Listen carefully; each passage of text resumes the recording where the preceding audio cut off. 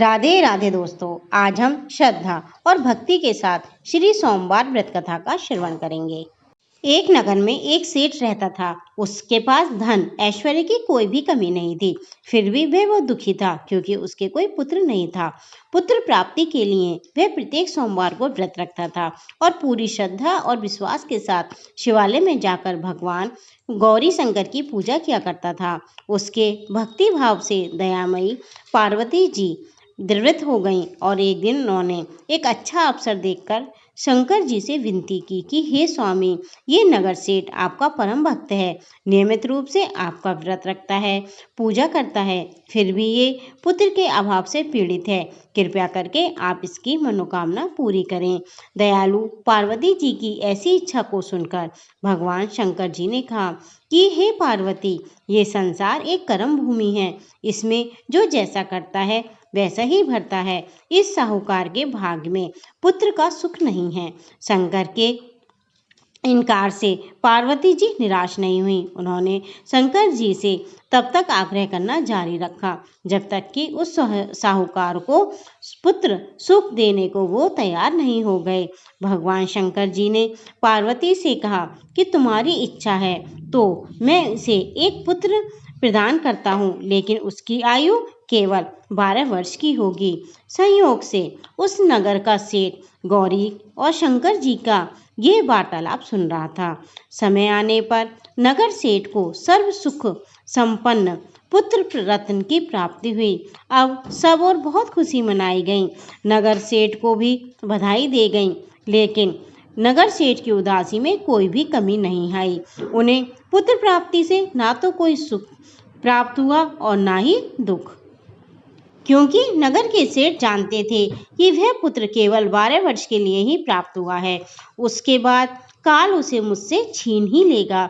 इतने पर भी सेठ जी ने सोमवार का व्रत और गौरी शंकर जी का पूजन यथावत करते रहे। उन्होंने पूजा करना नहीं छोड़ा। जब बालक 11 वर्ष का हो गया तब वह पूर्ण युवा जैसा लगने लगा। फलतः सभी चाहने लगे कि उसका विवाह कर दिया जाए। नगर सेठानी का भी यही आग्रह था कि अब मेरा पुत्र बड़ा हो गया है, उसका विवाह कर दो, लेकिन नगर के सेठ पुत्र का विवाह करने को तैयार नहीं हुए। उसने अपने साले को बुलवाकर आदेश दिया और पर्याप्त धन देकर पुत्र सहित काशी के लिए कूच करें और रास्ते में भजन तथा दान दक्षिणा देते हुए काशी पहुँचें। सर्व विद्या में पूर्ण बनाने का प्रयास करें। मामा भांजे काशी के लिए चल दिए। हर पड़ाव पे वे यज्ञ करते रहे, पूजा पाठ करते रहे, ब्राह्मणों को भोजन कराते रहे, दान दक्षिणा देते रहे। इसी प्रकार मामा भांजे यज्ञ करते, दान दक्षिणा करते आगे बढ़ी रहे थे कि उस नगर में एक राजा की कन्या का विवाह था। बारात आ चुकी थी, किंतु वर पक्ष वाले बहुत भयभीत थे क्योंकि उनका जो वर था वह एक आंख से काना था। उन्होंने एक सुंदर युवक की आवश्यकता थी। गुप्तचरों से राजा को जब सेठ के पुत्र के रूप गुण का पता लगा तो उन्होंने विवाह के पूरा होने तक लड़का यदि दूल्हा बनकर रहेगा तो वे उसे बहुत सारा धन देंगे और उनका एहसान भी मानेंगे। नगर सेठ का लड़का इस बात के लिए राजी हो गया। कन्या पक्ष के लोगों ने राजा की पुत्री के भाग्य की बहुत सराहना की कि इतना सुंदर वर उसे मिला है। जब सेठ का पुत्र विदा होने वाला था तो उसने राजा की पुत्री की चुन्नी पर लिख दिया कि तुम्हारा विवाह तो मेरे साथ हुआ है, लेकिन जो लड़का तुम्हें ब्याने आएगा वह एक आंख से काना है। राजा की लड़की ने अपनी चुनरी पर यह लिखा देखा तो उसने उस काने लड़के के साथ विदा होकर जाने से मना कर दिया। अब जब राजा की बारात को खाली ही लौटना पड़ा, नगर सेठ का पुत्र काशी जाकर पूरी श्रद्धा और भक्ति के साथ विद्या धन में जुट गया। उसके मामा ने यज्ञ और दान पुण्य का काम जारी रखा। एक दिन लड़का पूरा 12 वर्ष का हो गया। उस दिन भी मामा ने यज्ञ आदि का व्यवस्था कर रखी थी। तभी उसकी तबीयत खराब हुई। वह भवन के अंदर ही कमरे में जाकर लेट गया। थोड़ी देर में मामा पूजन करने को उसे लेने आए तो उन्होंने देखा कि लड़का मर गया है। उन्हें अत्यंत दुख हुआ और वे बेहोश हो गए।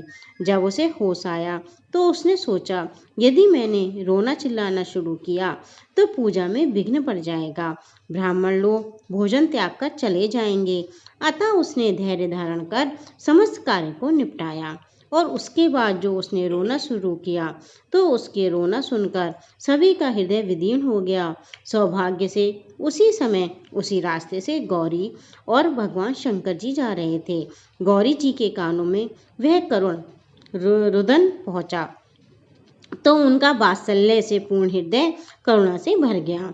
सही स्थिति का ज्ञान होने पर उन्होंने शंकर भगवान से आग्रह किया कि वे बालक को पुनः जीवन प्रदान करें। शंकर जी ने कहा कि पार्वती जी, इसका जीवन काल समाप्त हो गया है। ये वही पुत्र है जिसे आपकी जिद के कारण मैंने नगर सेठ को दिया था। पार्वती जी की हट के आगे शिवजी जी की नहीं चली। उन्हें उस पुत्र को जीवन दान देना ही पड़ा। अब मामा भांजे दोनों वापस अपने नगर के लिए रवाना हुए। रास्ते में पहले की तरह दान दक्षिणा देते उसी नगर में पहुंचे जहां राजा की कन्या के साथ लड़के का विवाह हुआ था। तो ससुर ने उस लड़के को पहचान लिया। अत्यंत आदर सत्कार के साथ उसे महल में ले गया।